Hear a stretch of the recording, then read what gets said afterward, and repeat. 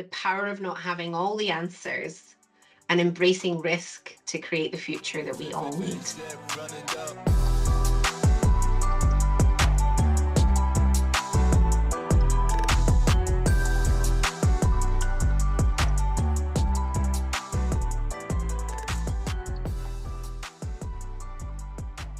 So I think first and foremost was being lucky enough early in my career to work for very large global brands and travel to factories. I mean, I'm talking the 90s, travel to factories in Asia, and really seeing the process at a global scale and the end-to-end process.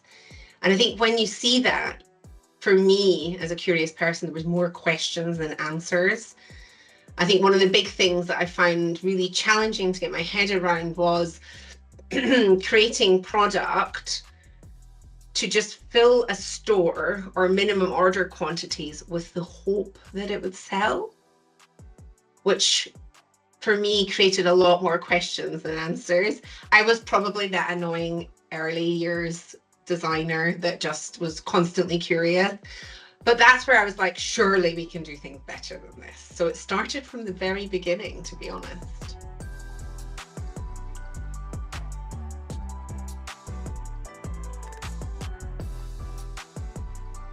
So I think first and foremost, it's the importance of investment in R&D or innovation hubs.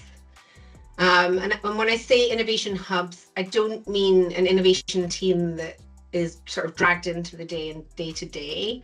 I really mean something that is separated off, that isn't stuck in constant meeting cycles, and is able to experiment and pilot and roll out processes for the business or products.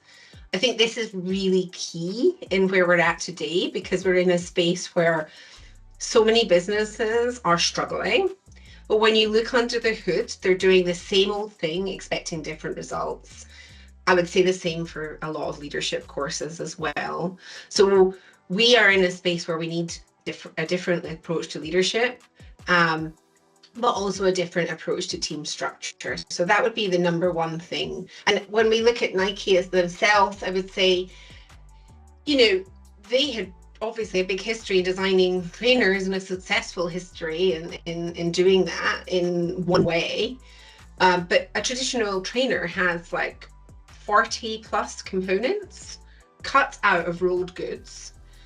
The waste at scale for these companies is incredible.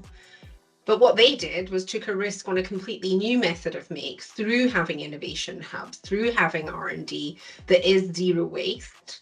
And I really believe that just taking that approach of taking people out of the day-to-day and to answer the difficult questions. Yes, we're successful at doing this one way, but we're damaging our planet. How can we create a different way? And yeah, I think there's a lot to be learned for many, many companies with that. I think we've got into a habit of being always on, and that could be back-to-back Zoom meetings. I see this a lot as an executive coach.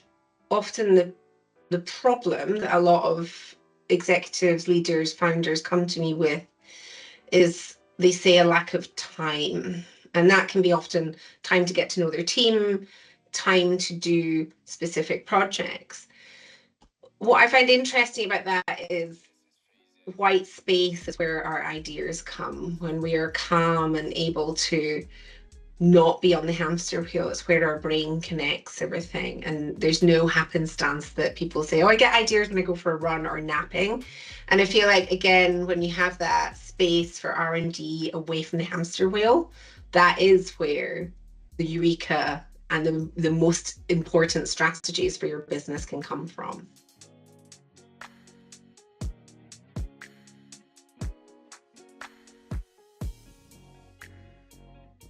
Yeah, I think the main thing I often say is this is not a band-aid solution. It's not just hiring one ESG expert or someone with sustainability in the title. It should be absolutely something foundational that goes throughout your company and your organization and sits in everybody's strategies and everybody's KPIs. Because the problem is with a siloed approach, if it's the ESG or sustainability team, it's just seen as something that everyone doesn't need to worry about. And I think as humans, we do in general not like change. And you can really see that with things that such as legislation coming in for sustainability. The EU, for example, are very clear on the legislation and when it's coming in. For example, digital product passports. And these are showing the ingredients of everything that is in a product. It is not new news that this is coming in 2027. But if I could tell you how many brands haven't even started looking at this, it is insane. So I really think if it's everybody's priority to work to this, you will have a strategy, you won't be scrambling, and you ultimately won't be fined for not adhering to these things or end up hurting your bottom line. So it is really important that it is everybody's strategy and everybody's foundational approach.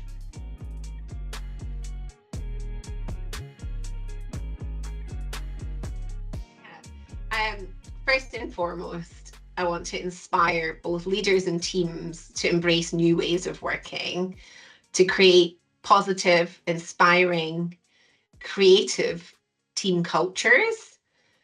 And with this paradigm shift in how we work, but also in how we make, I really do believe we can make better for all and move away from burnout culture or this damaging product creation cycle that we actually are in.